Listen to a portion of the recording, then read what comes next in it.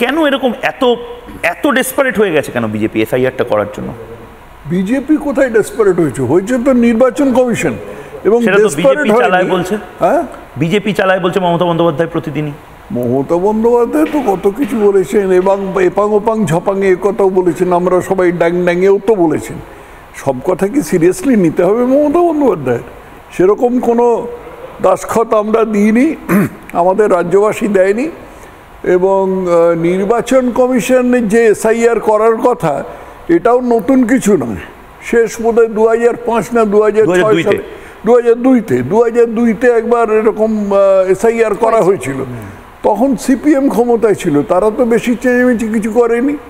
এবার মমতা বন্দ্যোপাধ্যায় চেঁচামেচি করছেন, তার মূল কারণ তুমিও জানো আমিও জানি, যে বাংলাদেশি অনুপ্রবেশকারী যারা ঢুকে বসে আছে এবং যাদেরকে চোরা পথে বা জালিয়াতি করে নানা রকম দলিল দস্তাবেজ ধরিয়ে দেওয়া হয়েছে, তাদের ওটা হবে, যাচাই হবে, এবং যাচাই হয়ে বেশ কিছু বাদ যাবে। যারা বাদ যাবে তারা সবাই মমতার ভোটার। এই ভয়ে মমতা দিশেহারা হয়ে যাবে।